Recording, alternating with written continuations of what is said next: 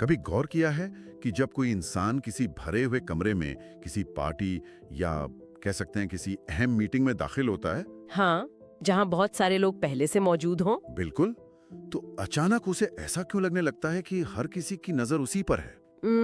जैसे वो कोई सेलिब्रिटी हो। हाँ, जैसे उसके चलने का तरीका, कपड़ों की कोई मामूली सी सिलवट, या यहाँ तक कि उसके सांस लेने की आवाज भी ना। किसी अदृश्य लाउड स्पीकर पे ब्रॉडकास्ट हो रही हो। एकदम सही। ये एक बहुत ही अजीब और परेशान करने वाला अनुभव है। मैं अक्सर सोचता हूँ कि दिमाग का ये कैसा खेल है कि हम बिना किसी वास्तविक खतरे के ही खुद को एक अदृश्य कटघरे में खड़ा कर लेते हैं। ये एक बहुत ही सटीक और सच बताऊं तो बहुत आम मानवीय अनुभव है। हम सब ने कभी ना कभी उस भारीपन को महसूस किया ही है। सही बात है। और दिलचस्प बात यह है कि ये डर जितना असली महसूस होता है ना, इसकी जड़ें असल में उतनी ही खोखली होती है। अच्छा, वो कैसे? क्योंकि इंसान की सबसे बड़ी मनोवैज्ञानिक कमजोरी वहीं से शुरू होती है, जब वो अपनी जिंदगी की स्क्रिप्ट दूसरों के हाथों में सौंप देता है। मतलब हम दूसरों को निर्देशक बना देते हैं। बिल्कुल। जब हम अपने हर फैसले, अपने हर कदम को इस तराजू पर तौलने लगते हैं कि दूसरे क्या सोचेंगे, ठीक उसी पल से हमारे अंदर का स्वाभाविक आत्मविश्वास टूटना शुरू हो जाता है। और यही आज के हमारे इस गहरे विश्लेषण का मुख्य विषय भी है। आज हम आत्मविश्वास के उस पूरे ढांचे को डिकोड कर रहे हैं जो हमारी आज की रिसर्च और संकलित नोट्स पर आधारित है, जिसे हम अटूट आत्मविश्वास की वास्तुकला कह सकते हैं। जी, हमारा लक्ष्य सिर्फ ये जानना नहीं है कि आत्मविश्वास क्या है, बल्कि उन जटिल मानसिक प्रक्रियाओं को समझना है जो इसे रातों रात गायब कर देती हैं। और फिर उन तरीकों को खोजना है जिनसे इसे वापस एक ठोस बुनियाद पर खड़ा किया जा सके। चलिए इसको थोड़ा विस्तार से समझते हैं। तो इस विषय की गहराई में जाने के लिए हमें सबसे पहले उस भ्रम को तोड़ना होगा जिसे मनोविज्ञान में स्पॉटलाइट इफेक्ट कहा जाता है। Spotlight effect. हाँ, हम जो नोट्स देख रहे हैं वो बहुत स्पष्ट रूप से इस ओर इशारा करते हैं कि इंसान को अंदर से खोखला करने वाला सबसे बड़ा डर यही है कि उसे लगातार जज किया जा रहा है। मतलब हर कोई उसे ही देख रहा है। बिल्कुल। हर कोई चाहता है कि समाज में उसकी एक मजबूत छवि हो, लोग उसका सम्मान करें, लेकिन इस छवि को बनाए रखने के दबाव में इंसान एक काल्पनिक डर का शिकार हो जाता है। एग्जैक्टली।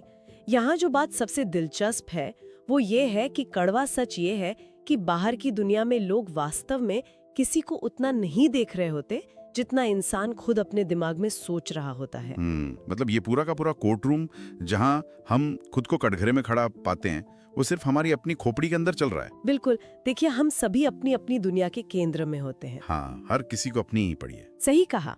इसलिए हमें अवचेतन रूप से ये लगने लगता है कि हम दूसरों की दुनिया के भी केंद्र में हैं।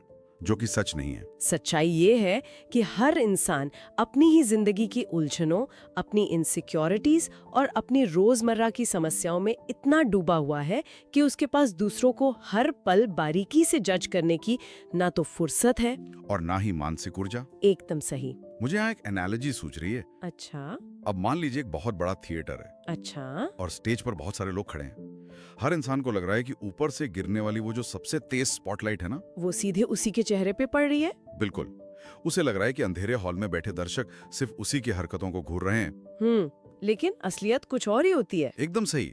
अगर हम उस अंधेरे हॉल में जाकर देखें तो वहाँ कोई दर्शक है ही नहीं। अरे वाह, ये तो बहुत ही शानदार दृश्य है। हाँ ना? हाँ। हर कोई तो स्टेज पर ही खड़ा है, अपनी अपनी स्क्रिप्ट पढ़ने में संघर्ष कर रहा है और ये मानकर बैठा है कि बाकी सब उसे देख रहे हैं। इस एनालॉजी का सबसे अहम हिस्सा ये है कि वो दर्शक कभी मौजूद था ही नहीं। ये जो जजमेंट का पूरा खेल है, इसमें मुजरिम भी हम हैं। हाँ, गवाह भी हम हैं और सजा सुनाने वाले जज भी हम ही हैं। लेकिन एक मिनट, अगर हम ये मान भी लें कि कोई हमें नहीं देख रहा है, कोई दर्शक नहीं है, तो फिर हमारा शरीर इस तरह से प्रतिक्रिया क्यों देता है? मेरा मतलब है, अगर किसी को एक प्रेजेंटेशन देनी है या किसी बड़े समूह के सामने बोलना है तो उसका गला सच में सूखने लगता है। हाँ, पसीना भी आ जाता है। बिल्कुल, हथेलियों में असली पसीना आ जाता है और दिल की धड़कनें बेतहाशा तेज हो जाती हैं। ये सब बहुत ही शारीरिक है, बहुत स्वाभाविक है। तो अगर खतरा सिर्फ ख्याली है तो ये पसीना और ये घबराहट इतनी असली क्यों है? दिमाग हमें इस तरह से धोखा क्यों दे रहा है? ये इस पूरी चर्चा का सबसे दिलचस्प और गहरा सवाल है। मैं बताती हूँ। इसका जवाब हमें हमारी विकासात्मक जीव विज्ञान यानी एवोल्यूशनरी बायोलॉजी में मिलता है। अच्छा, एवोल्यूशनरी बायोलॉजी। हाँ, हमारा आज का दिमाग कोई आधुनिक मशीन नहीं है। ये वही पुराना सॉफ्टवेयर है जो हजारों साल पहले आदि मानवों के समय में विकसित हुआ था। जब लोग गुफाओं में रहते थे। एग्जैक्टली उस समय जब इंसान कबीलों में रहता था तो उसका पूरा अस्तित्व इस बात पर निर्भर करता था कि कबीले के बाकी लोग उसे स्वीकार करें। क्योंकि अगर कबीले ने आपको बाहर निकाल दिया तो आप अकेले शिकार नहीं कर पाएंगे और मारे जाएंगे। बिल्कुल। उस दौर में सामाजिक अस्वीकृति का सीधा मतलब था मौत, या तो भूख से मौत या किसी जंगली जानवर के हाथों मौत। सही बात है। इसलिए हमारे दिमाग ने सामाजिक खतरे और शारीरिक खतरे के बीच कोई फर्क नहीं रखा। ओह, तो दिमाग दोनों को एक ही समझता है। हाँ, आज के आधुनिक युग में जब हम किसी मीटिंग रूम में खड़े होते हैं और हमें लगता है कि लोग हमारे आइडियाज पर हंसेंगे या हमें नकार देंगे, तो हमारे दिमाग को लगता है कि हम कबीले से निकाले जाने वाले हैं। बिल्कुल। हमारे दिमाग का वो प्राचीन हिस्सा जिसे अमिगडाला कहते हैं, वो पूरी तरह से सक्रिय हो जाता है। उसे लगता है कि हमारी जान खतरे में है। और इसीलिए वो प्रतिक्रिया देता है। हाँ, इसीलिए वो शरीर में एड्रेनालिन छोड़ता है जो पसीने और तेज धड़कन का कारण बनता है। दिमाग हमें ये सब करने से रोककर दरअसल सुरक्षित रखने की कोशिश कर रहा है। ये तो सच में रोंगटे खड़े कर देने वाला सच है ना? यानी हमारा दिमाग उस मीटिंग रूम को एक जंगली शेर की तरह देख रहा है। वो हमें उस सामाजिक मौत से बचाने के लिए एक हॉरर फिल्म की स्क्रिप्ट लिख डालता है जिसमें सबसे बुरी स्थिति की कल्पना होती है। बिल्कुल। लेकिन इन नोट्स में एक बहुत ही प्रभावशाली कहानी का जिक्र है जो बताती है कि इस प्राचीन सुरक्षा चक्र को कैसे भेदा जा सकता है। वो मीटिंग रूम वाले लड़के की कहानी। हाँ, वो कहानी इस पूरे मनोवैज्ञानिक सिद्धांत का एक जीता जागता उदाहरण है। थोड़ा विस्तार से बताइए। उस लड़के का डर बिल्कुल उसी प्राचीन वृत्ति का हिस्सा था। वो दफ्तर की हर मीटिंग में चुप रहता था। डर के मारे? हाँ, उसका दिमाग उसे लगातार यही चेतावनी देता था कि अगर वो मुंह खोलेगा तो कुछ गलत बोल देगा, लोग उसकी बुद्धिमत्ता पर सवाल उठाएंगे और उसका सामाजिक पतन हो जाएगा। एकदम सही। ये ओवरथिंकिंग का एक क्लासिक लूप था। और ये लूप सालों तक चलता रहा। लेकिन फिर उस कहानी में एक मोड़ आता है जहां वो लड़का एक दिन फैसला करता है कि चाहे जो हो जाए आज मैं बोलूंगा। एक बहुत बड़ा फैसला। हाँ, मुझे उस पल की अहमियत समझनी है। वो उस दिन सिर्फ एक छोटी सी लाइन बोलता है। वो कोई बहुत बड़ा दुनिया बदल देने वाला भाषण नहीं देता। बिल्कुल नहीं, बस एक छोटी सी बात। वो बस चर्चा के बीच में अपनी छोटी सी राय रखता है और नतीजा कुछ भी भयानक नहीं होता। कोई नहीं हंसता, लोग बस सिर हिलाते हैं और चर्चा आगे बढ़ जाती है। उस एक छोटी सी लाइन ने क्या किया ये समझना बहुत जरूरी है। क्या किया? देखिए, जब हम लगातार सोचते रहते हैं तो हमारा दिमाग हमारे डर को और बड़ा बनाता रहता है। लेकिन जब हम एक वास्तविक कदम उठाते हैं, यानी कोई एक्शन लेते हैं, हाँ, तो हम उस ख्याली खतरे का सीधा सामना करते हैं। जैसे ही उस लड़के ने वो लाइन बोली और देखा कि आसमान नहीं गिरा, किसी ने उसका मजाक नहीं उड़ाया, तो उसके दिमाग को एक नया सबूत मिल गया, एक नया डेटा पॉइंट। एग्जैक्टली। दिमाग को ये फीडबैक मिला कि ओ, ये तो कोई शेर नहीं था, यहाँ कोई खतरा नहीं है। और उसी क्षण वो सालों पुराना ओवरथिंकिंग का लूप हमेशा के लिए टूट गया। बिल्कुल।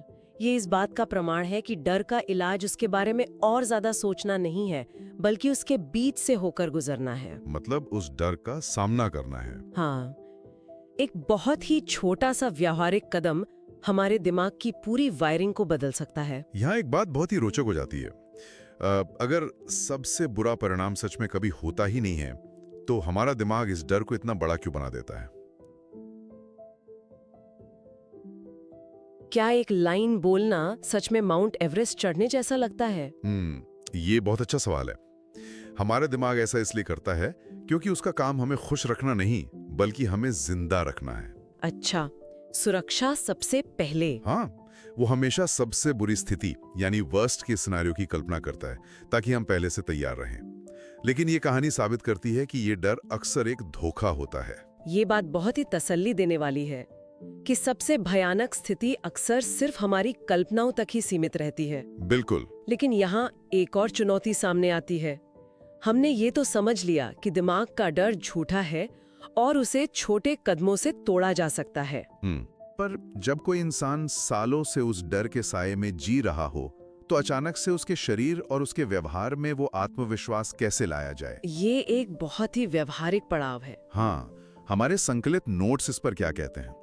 क्योंकि सिर्फ ये सोच लेना काफी नहीं है कि मैं नहीं डरता, उस आत्मविश्वास का बाहर दिखना भी तो जरूरी है। सच कहूं तो आत्मविश्वास का निर्माण कोई जादुई प्रक्रिया नहीं है। ये एक बहुत ही व्यवस्थित तरीका है जो अंदर और बाहर दोनों तरफ से एक साथ काम करता है। अंदर और बाहर दोनों तरफ से। हाँ, नोट्स इस प्रक्रिया को दो मुख्य हिस्सों में बांटते हैं। पहला हिस्सा पूरी तरह से आंतरिक है, आत्मस्वीकृति यानी सेल्फ एक्सेप्टेंस। हाँ, खुद को अपनाना। बिल्कुल, ये एक बुनियादी नियम है कि जब तक कोई इंसान अपनी कमियों, अपनी खामियों और अपनी वर्तमान स्थिति को बिना किसी शर्त के स्वीकार नहीं करेगा, दुनिया भी उसे कभी स्वीकार नहीं करेगी। इसे थोड़ा और स्पष्ट करें। आत्मस्वीकार का यहाँ व्यवहारिक अर्थ क्या है? क्या इसका मतलब अपनी गलतियों से समझौता कर लेना है?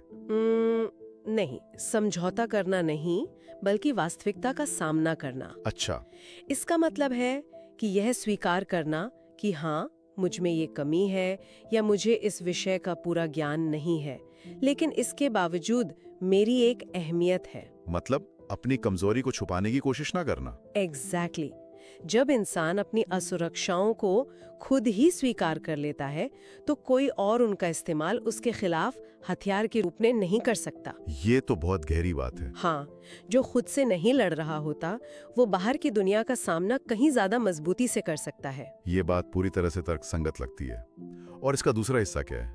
बाहरी रूप से इसे कैसे लागू किया जाता है? बाहरी हिस्सा हमारी बॉडी लैंग्वेज या शारीरिक हाव भाव से जुड़ा है, और ये बहुत ही शक्तिशाली उपकरण है। जैसे कि? नोट्स इसमें कुछ बहुत ही स्पष्ट और रोजमर्रा की आदतों का जिक्र करते हैं, जैसे हमेशा अपनी रीढ़ की हड्डी को सीधा रखकर खड़े होना, कंधे झुके हुए ना हो।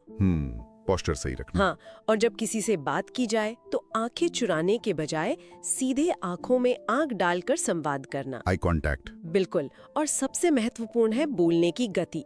हड़बड़ाहट में या बहुत जल्दी जल्दी बात खत्म करने के बजाय धीमे और स्पष्ट रूप से बोलना। हाँ, ठहराव के साथ बोलना। लेकिन क्या ये एक तरह का धोखा नहीं है? मतलब अगर कोई अंदर से बहुत डरावा महसूस कर रहा है, उसकी धड़कनें तेज हैं और वो जबरदस्ती सीना तान कर खड़े होने की कोशिश कर रहा है, हाँ, तो क्या वो सिर्फ नाटक नहीं कर रहा? मैं यहाँ उस पुरानी कहावत के बारे में सोच रहा हूँ कि आत्मविश्वास अंदर से आता है, पर हम यहाँ बाहर से शुरू करने की बात कर रहे हैं। आपका ये संशय बहुत स्वाभाविक है, लेकिन यहीं पर आधुनिक मनोवैज्ञानिक बहुत ही क्रांतिकारी अवधारणा सामने रखता है, जिसे एम्बॉडीड कॉग्निशन कहते हैं। एम्बॉडीड कॉग्निशन, ये क्या है? देखिए, शरीर और दिमाग कोई दो अलग अलग द्वीप नहीं है, वे एक दूसरे से लगातार बात कर रहे हैं। अगर दिमाग डरा हुआ है तो शरीर सिकुड़ जाता है।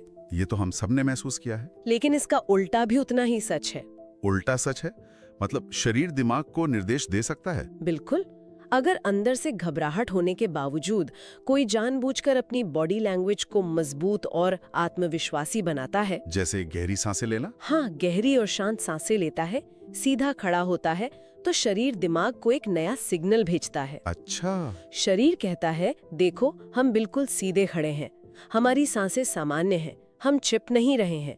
इसका मतलब है कि यहाँ सब कुछ सुरक्षित है, हम नियंत्रण में हैं। और फिर दिमाग उसे मान लेता है? एकदम सही। कुछ ही मिनटों में दिमाग उस शारीरिक संकेत को सच मान लेता है और स्ट्रेस हार्मोन को कम कर देता है। इसीलिए नोट्स में ये बहुत ही गहरी बात कही गई है कि आत्मविश्वास पहले दिखता है, बाद में महसूस होता है। ये तो सच में दिमाग को हैक करने जैसा है। ये मुझे किसी ऐसी चीज की तरह लग रहा है जो जैसे हम कोई नई मोटर स्किल सीखते हैं। जैसे कोई खेल खेलना या साइकिल चलाना। हाँ, या मान लीजिए जब कोई इंसान पहली बार कार चलाना सीखता है, शुरुआत में क्या होता है? उसे हर एक चीज के बारे में सचेत होकर सोचना पड़ता है। बिल्कुल। Clutch, brake, gear. हाँ, पैर क्लच पर कैसा है, गियर बदलने के लिए हाथ कहाँ ले जाना है, स्टीयरिंग को कितनी ताकत से पकड़ना है। शुरुआत में इस सब में बहुत ज्यादा मानसिक तनाव होता है। ये बिल्कुल भी स्वाभाविक नहीं लगता। और ये बहुत थका देने वाला भी होता है। हाँ हाँ, बिल्कुल वैसे ही जैसे शुरुआत में किसी से नजरें मिलाते समय या अपनी पीठ सीधी रखने की कोशिश करते समय असहज महसूस होता है। ऐसा लगता है जैसे कोई भारी काम किया जा रहा हो। एकदम सही। लेकिन फिर लगातार अभ्यास के बाद वो कार चलाना मसल मेमोरी का हिस्सा बन जाता है। फिर सोचना नहीं पड़ता। फिर इंसान बिना सोचे ही सही समय पर गियर बदल लेता है, ब्रेक लगा देता है और साथ में रेडियो भी सुनता रहता है। मुझे लगता है कि ये शारीरिक आत्मविश्वास भी उसी मसल मेमोरी की तरह काम करता है। आपके इस कार वाली एनालॉजी ने उस पूरी प्रक्रिया को बहुत ही खूबसूरती से समझा दिया जो है। चीज आज जबरदस्ती की आदत लग रही है, वही कल एक स्वाभाविक स्वभाव बन जाती है। एग्जैक्टली और यही कारण है कि नोट्स इस बात पर जोर देते हैं कि आत्मविश्वास किसी एक बड़ी घटना से अचानक नहीं आता। ये छोटे छोटे रोजमर्रा के कदमों का परिणाम है। छोटे कदम, जैसे रोज किसी एक अजनबी से आंख मिलाकर मुस्कुराना। हाँ, या रोज मीटिंग में सिर्फ एक छोटा सा विचार साझा करना। यही छोटे कदम मिलकर वो मसल मेमोरी बनाते हैं। लेकिन एक मिनट, यहाँ एक बहुत बड़ा विरोधाभास नजर आ रहा है। कैसा विरोधाभास? एक तरफ हम कह रहे हैं कि अपनी बॉडी लैंग्वेज को मजबूत बनाओ, आंखों में आंख डालकर बात करो, पर दूसरी तरफ क्या ये सब करते हुए हम अनजाने में वही काम नहीं कर रहे जिससे बचने की हमने शुरुआत में बात की थी? आप दूसरों को इम्प्रेस करने की बात कर रहे हैं। बिल्कुल। अगर कोई इंसान जानबूझकर कॉन्फिडेंट दिखने की कोशिश कर रहा है, तो क्या वो सिर्फ दुनिया को प्रभावित करने का खेल नहीं खेल रहा? हाँ, ये बहुत ही बारीक और महत्वपूर्ण अंतर है और नोट्स इस भ्रम को बहुत सख्ती से तोड़ते हैं। एक वाक्य जो इसमें बहुत प्रमुखता से उभर कर आता है वो ये है कि इम्प्रेस करने वाले लोग कभी कॉन्फिडेंट नहीं लगते। इसे थोड़ा समझाइए। देखिए, जब कोई इंसान दूसरों को प्रभावित करने या इम्प्रेस करने की कोशिश करता है तो उसका पूरा ध्यान फिर से उसी स्पॉटलाइट पर चला जाता है। हाँ, वो चाहता है कि सब उससे देखें। बिल्कुल, वो जोर जोर से हंसकर, महंगी चीजें दिखाकर या दूसरों पर हावी होकर ये साबित करने की कोशिश करता है कि वो कितना महत्वपूर्ण है। मतलब वो दिखावा कर रहा है। हाँ, और ये चीख चीख कर खुद को साबित करने की जरूरत ही सबसे बड़ी असुरक्षा की निशानी है। असली आत्मविश्वास बहुत शांत होता है। यानी असली आत्मविश्वास ये नहीं कहता कि मुझे देखो। बिल्कुल नहीं। असली आत्मविश्वास का मतलब है अपनी खुद की अहमियत को गहराई से समझना और साथ ही सामने वाले को पूरा सम्मान देना। जिस इंसान को अपनी काबिलियत पर भरोसा है, उसे किसी को नीचा दिखाने या फालतू का दिखावा करने की कोई जरूरत महसूस नहीं होती। उसका ठहराव और उसकी शालीनता ही उसका सबसे बड़ा आत्मविश्वास है। अगर हम इस पूरी बात का निष्कर्ष निकालें, तो आज की कॉर्पोरेट दुनिया या समाज में जहां सीनियर्स या बॉस को इम्प्रेस करना तरक्की के लिए जरूरी माना जाता है, हाँ। वहां एक आम इंसान इस इम्प्रेस न करने वाले नियम को कैसे लागू कर सकता है? क्या ये एक विरोधाभास नहीं है? एक तरफ हम कह रहे हैं कि दिखावा मत करो और दूसरी तरफ पूरा सिस्टम ही दिखावे पर चल रहा है। ये उलझन इसलिए पैदा होती है क्योंकि हम सम्मान देने और चापलूसी करने को एक ही तराजू में तौलने लगते हैं। अच्छा, दोनों में फर्क है? बहुत बड़ा फर्क है। नोट्स इस अंतर को बहुत स्पष्ट करते हैं। कॉर्पोरेट दुनिया हो या समाज, किसी के अनुभव, उसके पद और उसकी मेहनत का सम्मान करना बहुत जरूरी है। रिस्पेक्ट देना। हाँ, एक आत्मविश्वासी इंसान अपने बॉस या सीनियर्स को पूरा सम्मान देता है, लेकिन वो उनकी हर सही गलत बात पर हाँ में हाँ नहीं मिलाता। जो सिर्फ इम्प्रेस करने की कोशिश कर रहा है, वो शायद सच बोलने से डरेगा। बिल्कुल, जो सिर्फ इम्प्रेस करना चाहता है वो एक तरह का यस मैन बन जाता है। वो सिर्फ वही बोलता है जो सामने वाला सुनना चाहता है। और शायद ऐसे लोगों पर कोई भरोसा भी नहीं करता। एकदम सही। ऐसा इंसान शुरुआत में भले ही फायदे में दिखे, लेकिन लंबे समय में कोई भी उस पर भरोसा नहीं करता। और इसके विपरीत जो आत्मविश्वासी इंसान है, जो इंसान अपनी अहमियत और अपने काम की गुणवत्ता जानता है, वो बहुत ही सम्मानजनक तरीके से अपनी अलग राय रख सकता है, बिना डरे। हाँ, जब कोई बिना डरे लेकिन पूरी विनम्रता के साथ अपना दृष्टिकोण रखता है, तो भले ही सामने वाला उससे सहमत ना हो, लेकिन वो उसकी इज्जत जरूर करने लगता है। यानी आपका काम और आपका पेशेवर रवैया ही वो ताकत है जो बिना किसी दिखावे के लोगों को आपकी इज्जत करने पर मजबूर कर देती है। एकदम सही। और जब इंसान को ये एहसास हो जाता है कि उसका काम ही उसकी असली पहचान है, तो उसे उस नकली मुखौटे की कोई जरूरत नहीं रह जाती। वो अंदर से शांत रहता है। हाँ, वो अंदर से एक बहुत ही गहरी शांति और आत्मविश्वास महसूस करता है। तो इस पूरी चर्चा को अगर हम समेटना चाहें, हमने शुरुआत की थी ये समझने से कि कैसे लोग क्या सोचेंगे का डर एक इवोल्यूशनरी भ्रम है। बिल्कुल, आदि मानव वाले दिमाग की वजह से। हाँ, फिर हमने देखा कि कैसे छोटे कदम उठाकर ओवरथिंकिंग के लूप को तोड़ा जा सकता है, कैसे बॉडी लैंग्वेज हमारे दिमाग को शांत कर सकती है, और कैसे अपनी असली अहमियत को पहचानना हमें दिखावे से बचाता है। जी, तो इन सब बातों का अंतिम निष्कर्ष क्या निकलता है? इस पूरे विश्लेषण का सबसे बड़ा और अंतिम निष्कर्ष ये है कि आत्मविश्वास कोई जन्मजात हुनर या कोई ऐसा तोहफा नहीं है जो कुछ ही खुशनसीब लोगों को मिलता है। ये कोई जादू नहीं है? बिल्कुल नहीं, ये कोई ऐसी चीज नहीं है जो आसमान से टपकती है। आत्मविश्वास मूल रूप से एक निर्णय है, एक फैसला, सिर्फ एक चुनाव। हाँ, ये एक चुनाव है जो हर इंसान को हर सुबह खुद के लिए करना पड़ता है। जिस क्षण को इंसान ये तय कर लेता है कि चाहे जो हो, मैं इस बात की परवाह नहीं करूंगा कि वो अदृश्य अदालत मेरे बारे में क्या फैसला सुना रही है, उसी क्षण वो आजाद हो जाता है। हाँ, ठीक उसी क्षण वो इंसान लोहे जैसा मजबूत बन जाता है।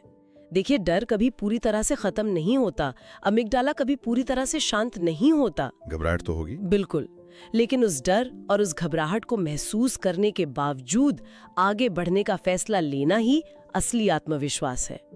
दुनिया में मूलतः दो ही तरह के लोग होते हैं। कौन कौन से?